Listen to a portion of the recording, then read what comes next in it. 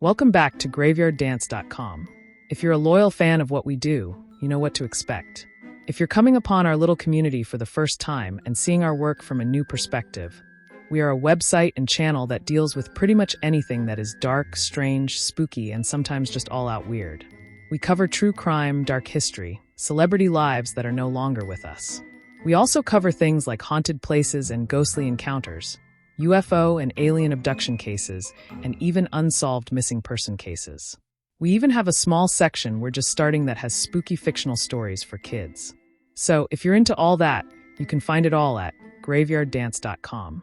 Being as we have literally hundreds of videos, if you're on a laptop or computer, you'll see at the top that there are so many videos before you have to click to the next page so that everything loads right. If you're on a cell phone looking, there is a box at the upper corner that you can click to navigate through the pages to see all our work. Also, please take just a moment of your time to tell a friend about us. You can share our work on your Facebook page wall. You can share it on other social medias as well. Our social media bar is at the bottom of the page. You can tell people about us by word of mouth, or if you like people coming up to you and starting a conversation, pick up one of our cool t-shirts or other merch. You can click our storefront, or if you look on the individual pages, we often have new merch among the listings that you can look at. You won't be disappointed, I promise.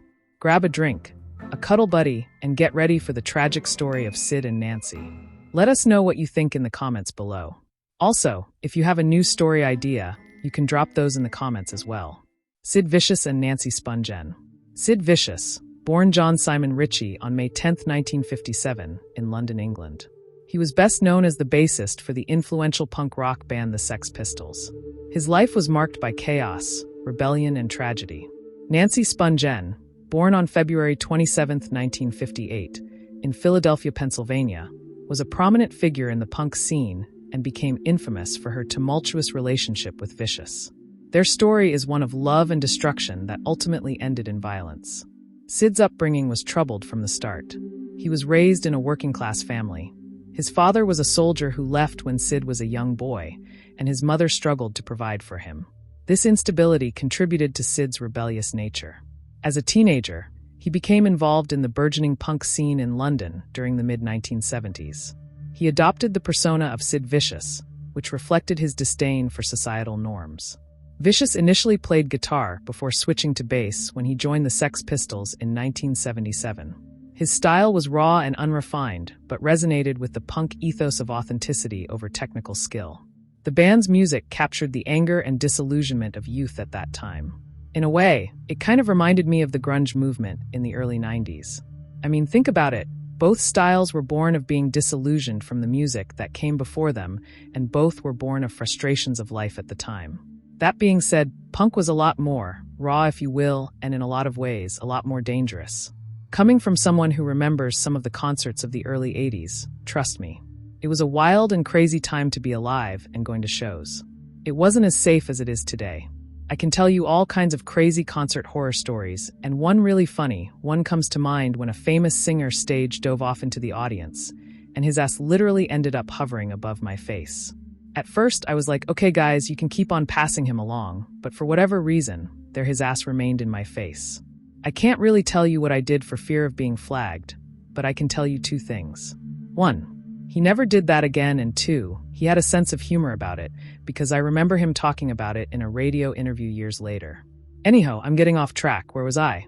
The Sex Pistols quickly gained notoriety for their provocative lyrics and outrageous behavior. Their debut album, Never Mind the Bollocks, Here's the Sex Pistols, released in October 1977, became a landmark record in punk history. However, Syd's involvement with drugs began to escalate during this period. His addiction to heroin would later play a significant role in his life choices and relationships. Lesson to be learned from this. Heroin is bad, people. Nancy Spungen grew up in an affluent Jewish family, but faced her own challenges with mental health issues from a young age. She struggled with depression and was often rebellious against her parents' expectations. By her late teens, she had moved to New York City, where she immersed herself in the punk rock scene. Nancy became known for her distinctive style, often wearing heavy makeup and leather, and her association with various bands. She met Sid Vicious while he was touring with the Sex Pistols in New York City in early 1978. Their connection was immediate, but fraught with volatility. Sid and Nancy's relationship quickly spiraled into chaos characterized by intense passion mixed with substance abuse. They were often seen together at clubs like CBGB's or Max's Kansas City, two iconic venues of the punk era, where they embodied the reckless spirit of their generation. Their bond deepened as they shared their struggles with addiction. However, it also led to destructive behavior that alienated them from friends and family alike. Reports indicate that their relationship included episodes of violence fueled by drugs and jealousy. If you're young and watching this, don't do what these two did. These kinds of relationships never end well. Before we move on to the next part of the story, I have to mention our sponsor this week, which is a really cool site if you're an animal lover.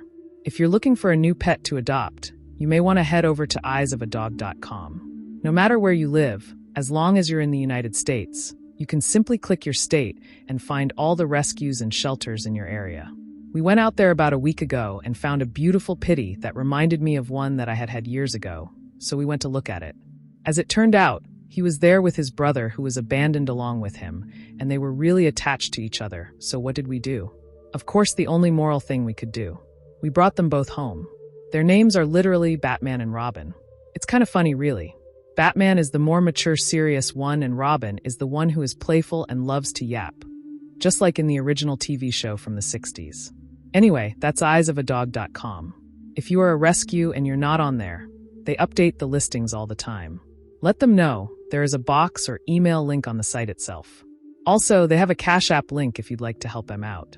It helps spread the word and to get dogs out there adopted. So yeah, where were we? Oh yeah, by late 1978, after returning to London from America, Sid and Nancy moved into an apartment at 3 Ebury Street near Victoria Station. Their living situation became notorious for its squalor. They lived in utter filth among piles of liquor bottles and pizza boxes and trash everywhere. They were frequently involved in altercations both with each other and outsiders. It was pretty much, the best way I can describe it is, a dark black train headed for collision, and that's pretty much what happened, but I don't want to get ahead of myself.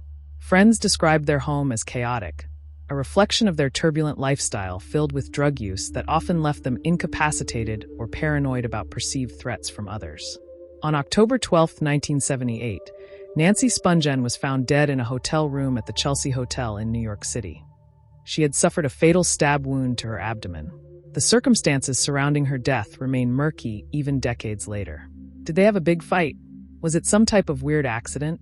No one really knows for sure.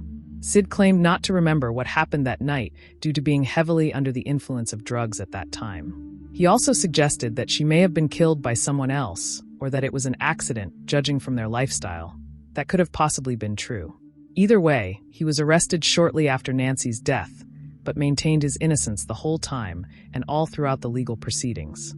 Following Nancy's death, Sid faced charges of murder, but was released on bail after spending several weeks in custody awaiting trial. During this time, he continued using heroin heavily while trying to navigate public scrutiny regarding his involvement in Nancy's death. In February 1979, while out on bail awaiting trial for murder charges related to Nancy's death, Sid himself died from an overdose at just 21 years old, an event that shocked fans around the world but seemed tragically inevitable given his lifestyle choices. The other members of the band mostly had mixed ideas of his guilt or innocence. Johnny Rotten, who was the vocalist of the band, has expressed mixed feelings about Sid's guilt over the years. At first, he seemed to support Sid but later distanced himself from him after Spungen's death. In various interviews, he has indicated that while he cared for Sid as a friend, he could not condone his actions or behavior leading up to Nancy's death. Steve Jones, the guitarist of the band, has also shared conflicting views on Sid's innocence. In interviews, he has sometimes defended Sid as a person who was deeply troubled, but has also acknowledged that there were serious questions about what happened that night. Paul Cook, who was the drummer, has generally been more reserved in discussing the events surrounding Nancy's death and Sid's involvement.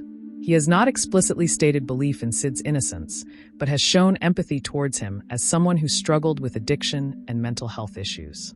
The overall sentiment among band members appears to be one of sympathy towards Sid as a person rather than outright belief in his claims of innocence regarding Nancy's murder, if that is indeed what it was. They recognized his struggles with addiction and mental health, but did not uniformly support his narrative about being innocent. Either way, both Sid and Nancy were so young and both wrapped up into a lifestyle that was beyond their control. It's just a sad situation all the way around. I often wonder what their lives would be like today if they had been able to live them out into old age. Despite their short lives filled with turmoil and tragedy, their story has become emblematic within punk culture, representing both its raw energy as well as its darker side involving addiction leading ultimately towards self-destruction. Books such as And I Don't Want to Live This Life by Nancy's mother have explored their lives further, while documentaries continue examining how these two figures encapsulated an era defined by rebellion against societal norms through music intertwined deeply within personal struggles against addiction, leading towards tragic outcomes ultimately resulting from those choices made along that path taken together until its bitter end marked forever within history books. Chronicling this unique moment captured forever through art reflecting reality itself, lived out loud amidst chaos, surrounding them both personally, professionally, intertwined, inseparably, forevermore etched indelibly into memory, collective consciousness, shared across generations, since then onwards, still today resonating strongly, even now long after gone, yet never forgotten, truly evermore. If you take anything at all from this story, I hope it's this. The story of Syd Vicious and Nancy Spungen serves as both a cautionary tale about love intertwined dangerously alongside addiction, while also highlighting how fame can amplify personal demons, leading towards tragic consequences ultimately resulting from choices made along paths taken together until those fateful moments arrived, marking endings unforeseen, yet inevitable nonetheless, leaving behind legacies shaped forevermore through art created amidst chaos, lived out loud, reflecting realities faced daily by many struggling still today, fighting battles unseen, often hidden away behind closed doors, far too often overlooked, neglected, ignored, entirely lost amidst noise surrounding us all, constantly echoing loudly, reminding us always never forget those who came before us, paving ways forward still today. I hope you enjoyed today's story. If so, let us know what you liked or didn't like down below in the comments. If you have a story idea, let us know what you think. Also, you can drop your story ideas below or contact us at graveyarddance.com on the website. There is no paywall there. There's nothing to sign up for. It's 100% free to use at any time, and I hope you all will take a moment and check it out. I guess that's all for today. I need to jump in the shower and get ready for my day job. Till next time, toodles, thanks for watching.